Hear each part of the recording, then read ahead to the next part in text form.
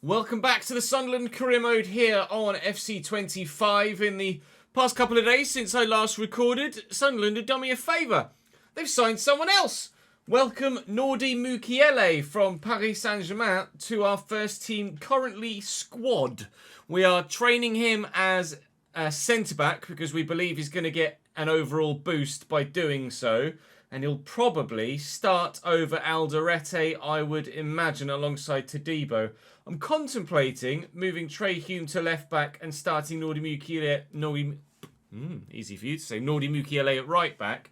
But I think he's definitely going to be better suited to playing centrally. So Sunderland do me a massive favour. We've got a really strong defensive line now with Mukiele, Ballard, Alderete, Todibo, and they have now actually put a bid in for Lukumi apparently from Bologna. So our back line is not going to need any adjustment whatsoever. We're still looking for a new striker, of course. Cali Mwendo has now moved to Forest in this save alongside James McAtee, alongside Amari Hutchinson. They've been very busy in this transfer window in real life, haven't they?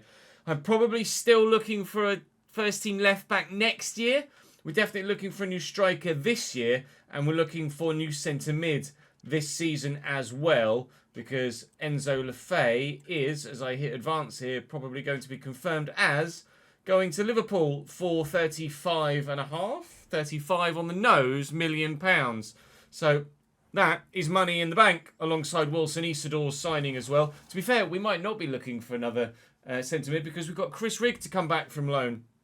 So actually we're probably just going to spend all the money on a striker and hope that said striker, whoever it is that we sign, can fire us up the table. We find ourselves 8th at the moment, 3 games short of the halfway stage of this Premier League season. Again, we're winning as much as we're losing, or we're losing as much as we're winning. But we've slightly halted the flow of conceded goals. Just 2 goals conceded in our 4 games in the last episode.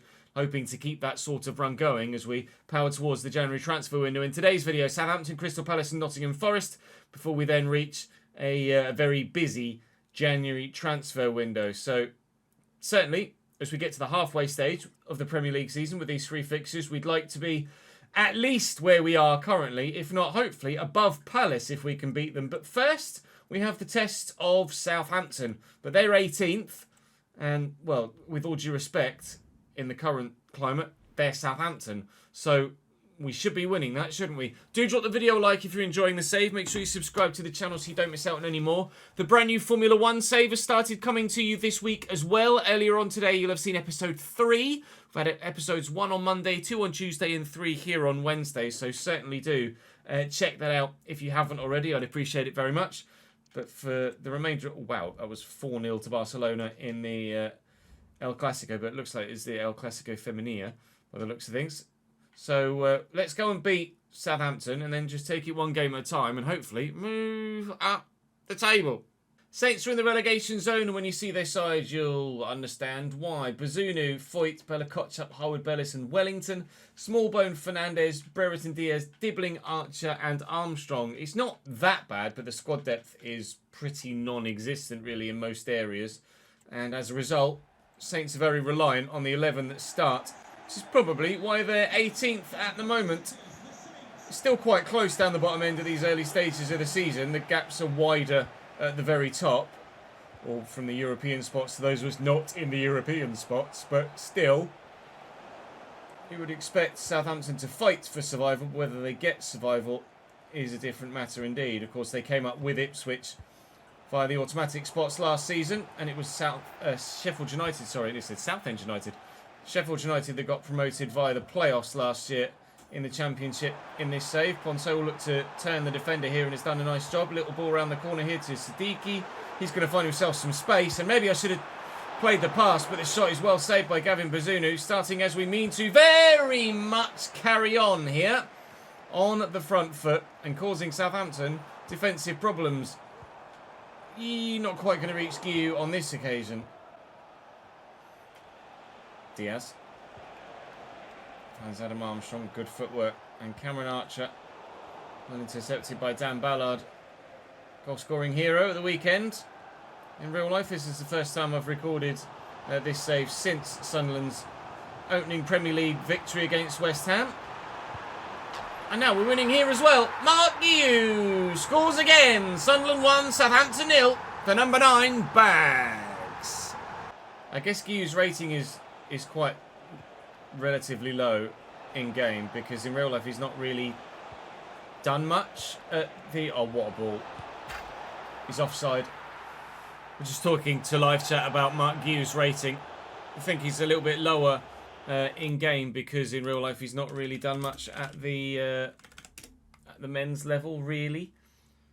But no, it really hasn't. But we're waiting to see what happens with Mark Gu in real life. Obviously, in save, he's been pretty decent for us. And Tyler Dibbling is a player that certainly will be catching the eye at Southampton in this save and in real life. But for now, the goal he scored here isn't going to count. We'll try and get one that does count at the other end ourselves. Go on, Ponso. Keep going. Sadiq, you might be able to put you through that gap if you're onside. Which you're not. All right, a goal at each end of the ground, and neither is going to count. Thank you. Says Adam Armstrong to Trey Hume. Brereton Diaz. Very well struck indeed. Smallbone. Saints looking for an equaliser. They might get it from the corner. They've created a couple of good chances. I can't badmouth them too much. They have put the ball in the back of the net.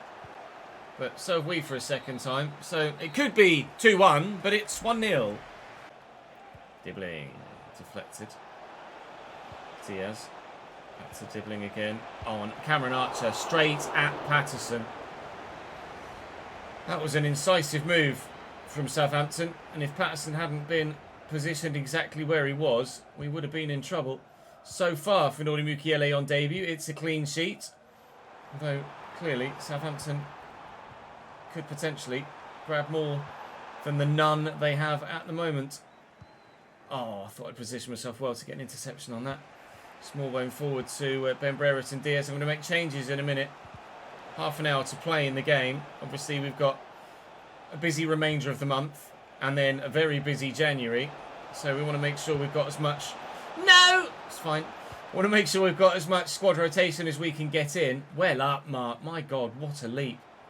What a lunge. And that will be a yellow card for Will Smallbone for sure. Bella Kotchap just lumps that.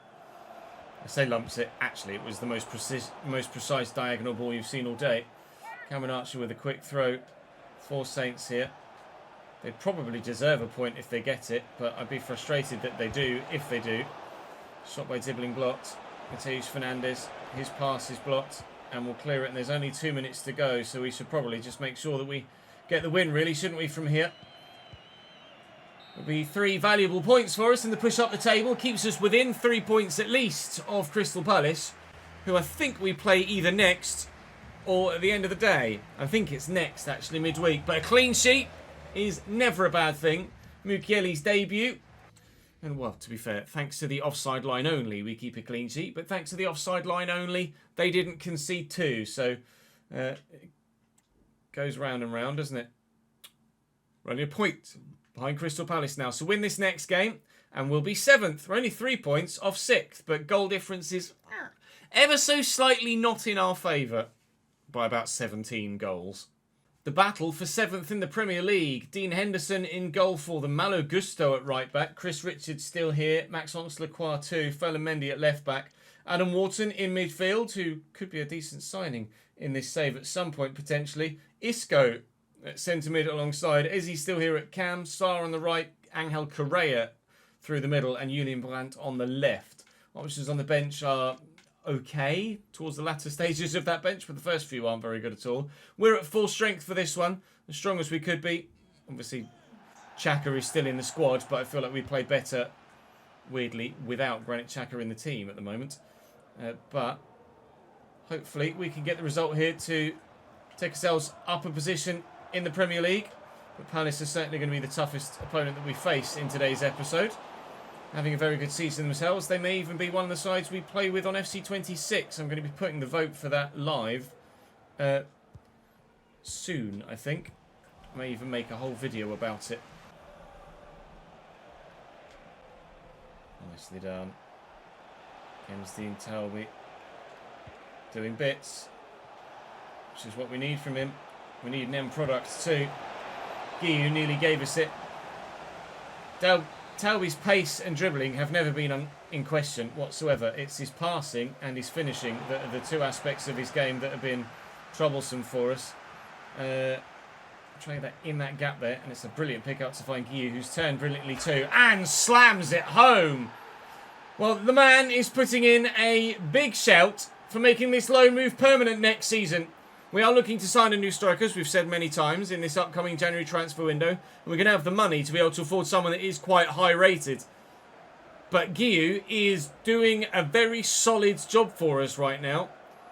And I absolutely wouldn't be against bringing him in next season permanently to be backup to whoever it is that we bring in this season. Free kick taker wouldn't go amiss in the transfer window. Are there any strikers that can take a bang-in free kick that you're aware of? Diarra over the top looking for Talby. Great ball. And again. And again. And Adingra doesn't miss these. That's 2-0 Sunderland. We're flying. We were very much out of form against the big boys. But everyone else, we are there or thereabouts to be best of the rest. Guillou's up. He's so very good at leading the line like that. Oh, what's the defender doing? Henderson with a great save. I'm so glad that it seems that those sorts of challenges aren't a thing on 26, as far as I've been able to tell from everybody's feedback thus far. That's going to fall free. We can't force it home for a third. We're dominant here at Selhurst Park. Palace just not at the races, it seems, right now. Diarra again having a swing at it, but cleared away this time by the Palace backline. It's going to come back towards them, though. Todibo. No, it's not. Oh, great ball. Lovely. Outside the boot. Swish to Ismail Assar, who is going to be very quick. Masuaku used to play for Palace, I think, didn't he? It was his last Premier League side, I think. Might be wrong. Regardless, they haven't scored here, and Masuaku did his defensive duty well. Ismail Assar's so fast. Diarra's up for this, surely. Up against Richards, he is. Talby away. There's space to get into. Come on then, Kemsdean. Let's go. Let's go. Mark, if you can make a different run, mate, that'd be great. There we go. 3-0. Surely it's game now.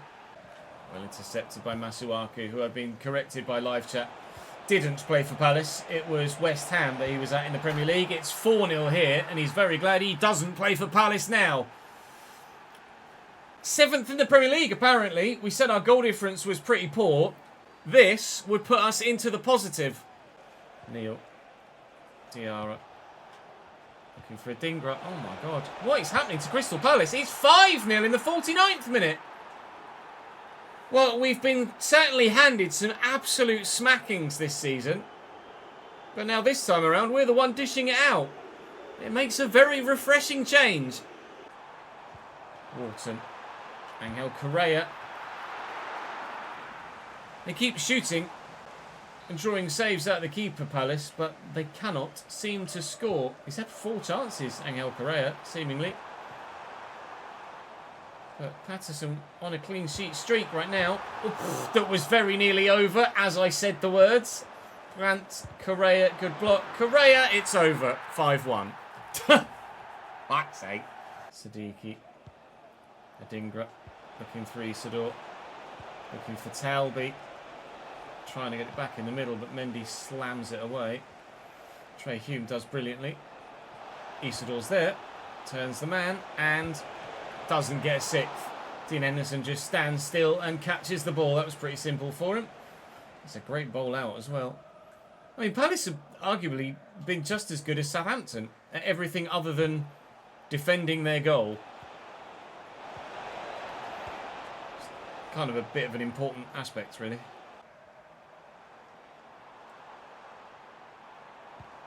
Oh, it's a great cross. And how's that for a first-time finish from Angel Correa as well? Palace have deserved something from the game in terms of on the score sheet. They don't deserve any points because they've just quite poorly conceded 5. But the quality of their forward play has been good. Case in point, that goal. 5-2 now. Our goal difference was going positive. It will now be neutral as it stands, I think. This takes us to 0 goal difference, as opposed to the -3 we were on. Let's try and get ourselves back to... here we go. Back to positive, shall we? Thank you. 6-2. Positives. +1 goal difference. +3 points for sure. Brandt. Good block. Out for a corner. Yes. Just. I mean, the fans are roaring their team forward, but I mean, it's 6-2 with 2.5 minutes to go. You can roar as much as you like, lads. You're not getting anything from this game. That was bloody close, though. I tried to clear it. I must have just caught the wrong button because he passed it, and I was like, oh no! You never know. We might even make it 7. Squeeze that through there, and Isidor's going to pick it up. And the defender in the middle decided to do no closing down whatsoever, but his goalkeeper saves his bacon. It isn't 7, it's just 6.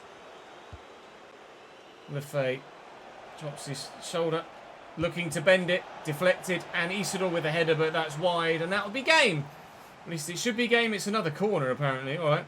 Now it will be game. Go on, 7. Cross it first time. Just trying to do anything I can to keep it alive to find this 7th. Trey Hume. First time. Deflected. And just the 6th then. 6-2 we win at Selhurst Park. Forest's team is actually pretty good, although they're 18th in the league now. On top of Southampton being 18th at the time earlier. Lunin in goal. Ola Aina, Murillo, Konsa and Raum, Anderson, Sangare, Bowen, Hudson-Odoi, Gibbs-White and Cali Mwendo, who we've just made the move with in this save literally prior to recording this episode. On the bench of Carmo, Danilo, who shouldn't be here actually, should be at Botafogo. We'll rectify that after this game. Me, James McAtee, who we've moved just prior to recording this episode, and Murray Hutchinson, who we've just moved at the beginning of this episode. And starting for me, here are a number of different players because of fatigue. Xhaka gets the nod at CDM this time around, and Enzo Lefay playing his last game for the club before buggering off to Liverpool. We'll give Wilson Isidore a run out as well, potentially, if the game scenario allows. Well done, Granit. Excellent turn. Before the end of the game, to give him a final run out in front of the home fans before he moves as well. Arced the wrong way there, Patrick Roberts, who will be leaving us at the end of this season. We've got a handful of players running out of contract. Have offered an extension to Dennis Sirkin at left back. He's significantly younger than Masuaku and will have the potential to grow a lot more at left back that Masuaku doesn't. But for the time being, not desperate for a new fullback. So quite happy that Sirkin can continue to grow with first team experience. Here's Cali Mwendo. Back to Hudson-Odoi. He put his foot right behind it. There was certainly enough power on the shot. It just went over the top. That shirt needs work. That's a great ball. Hudson-Odoi's in. He's done me with that touch and turn as well. Cali Mwendo, similarly so. Forest are dangerous. The two sides that have been 18th in the Premier League when we've come up against them have not played like sides that are 18th in the Premier League. The one side that did was the side that are 7th, which makes all the sense in the world, doesn't it? Conso, lovely footwork. Here's Enzo Lefay. You find the ball, he can. Can you find the finish? Of course he can. We're in front again. Sirkin. Oh, lovely from Conso. Brilliant from Ola Aina as well, to be fair. Gibbs-White. Bowen on the left. Oh, nearly a Jared Bowen special, stepping inside on the left foot, letting fly from 20 yards or so. That was travelling towards the corner, but thankfully just past the post. Patrick Roberts. Oh, it's superb. Raum is quick though. We'll cover that ground well. Roberts with the delivery. Up we go with Guiu. When he got to it, which is more than we've been able to say for most of the FC25 cycle, but yeah, that's not very close to a goal, is it really? Oh, brilliant. Superb from Hudson-Odoi. Cali Mwendo has left me for dead. That's the through ball. Gibbs-White misses the target again. couple of good chances for them now through Hudson-Odoi and Gibbs-White that they haven't taken. They won't keep that up all game. There will come a point where if we keep allowing them to create chances of that quality, they'll start putting them away and we'll be in real trouble. Ponso just couldn't find the gap to run into properly, unfortunately. Hudson-Odoi back inside to Gibbs-White and down the line to David Raum. Here's Kali Muendo. Oh! I'm spamming B as hard as I possibly can. Get rid of it, mate. 1-1. No, that wasn't necessarily the chance of the sort of quality of those that we've seen them create thus far. Good save. And here, I'm spamming B and he's just stumbled. He's too busy falling over his own feet. And it's deflected in off him into the back of the net. Kali Muendo makes it 1-1. Forest's new man, Bags. The manner in which they scored their equaliser is going to hopefully fire us up to do the right thing in this second half and get ourselves back in front. Could happen immediately. Oh, if Esri Konsa didn't quite have enough pace in his legs to get back there. Inside here, forward there. That was meant for Ponso, unfortunately. We started on the attack, but we haven't had the quality in the passing to get the shot we need. Pinball at the back again as Forest attack. It's not ideal for either side, really. They can't really attack properly if the ball's just pinning around and pinballing around, and I can't really defend properly if the ball's just pinballing around, but it seems like he's doing it at both ends of the bloody pitch. Mr. Xhaka, who's now started his decline down to 85 rated at the minute, will probably be letting Granit Xhaka go at the end of next season, maybe even selling him in the January of next season, to try and maximise our financial potential for replacement. Enzo Lefebvre, I can't get away from the man in the middle. He's just not got the pace to do so. Sirkin still doing the job at left back though very solidly. Ballard finds Diarra. All the way out wide here is Patrick Roberts, and all the way infield is David Raum, which is where the pass goes. This second half has been underwhelming until potentially now. Roberts. Guiu's in there. Guiu's right there. It's not going to reach him. Ponso! Ugh, that was awful. I would have loved 3 wins from 3. Going unbeaten at this stage would be good enough for me right now. The 89th minute here against a very good Nottingham Forest team. We'd be delighted to come away with the point. But we could get more. We might get more. We will get more. 3 wins from 3 and 7 from 7 for the month. Mark Guiu again. Now that is how you end a calendar year. Merry fucking Christmas, Sunderland fans. Last kick of the game. Ooh. Love a last minute winner, don't you? Certainly very, very pleasing indeed. The ball stuck in the bottom corner from Mark Guiu. Oh, Guiu doing the business for us at the minute. He's only still 75 rated, I think. Might be 76 now. He is 76 now, but I tell you what, and he's still only 19. I bet his potential is going to be growing very well indeed. I'm just going to quickly go to Nordi Mukiele here as well, because his position change is through, and he becomes an 82 rated, no, sorry, an 81 rated centre-back, but could be 82 very soon. I like a lot. I think Mukiele probably starts over Alderete. Alderete has been very solid. I'd actually find it quite harsh to replace Alderete in the 11, if I'm honest. Guiu now is the top goal scorer in all competitions for us, and the Premier League all told. 10 in 14 plus 7 assists, most of which have probably been for Adingra, who has 9 in 16 and was our previous top goal scorer. Isidore, to be fair, has 7 in 8 as well, as 3 and 4 in the Europa League, but he's on his way out. Whoever comes in, he's going to have to be very good indeed to dethrone Mark Guiu. at 14 million with 6 months left on his contract, I'd be very tempted to approach to buy him as well at the end of the window if we've got enough money left over after we've signed someone else. What was this? Mukele's position change is fine. Ponso, I probably could have contributed more. Yeah, you missed a very good chance, mate. Enzo Lafay saying thank you. I didn't give Isidore the run out in the end, but I'm glad I didn't because we needed Guy to go and score that goal. So that brings to an end the calendar year. We are in 7th, level on points with Liverpool, but it is that goal difference that is the stickler for us at the moment and certainly holding us back from challenging for a Champions League position because whilst we're only 4 points off 4th, we are 16 goals off 4th. So that's worth an extra point for sure at this stage. But what a month. Prior to December, we certainly were on nowhere near 10 wins.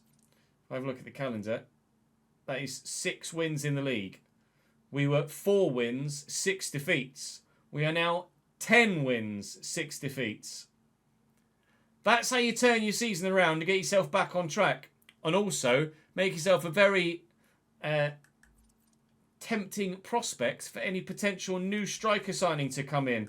We have in the window 33 million at present, but when we get to January the 1st, the money will start to flood in. Let's do that so you guys have exactly the right amount of number to know what we've got to spend on a new striker. Unsurprisingly, Mark Guy in Team of the Week for the Premier League. £75 million. There is absolutely the possibility of signing a very good striker for £75 million. The question is, who? We'll find out over the next couple of days. Thank you for watching today, though. Join me in those next couple of days. I'll see you then.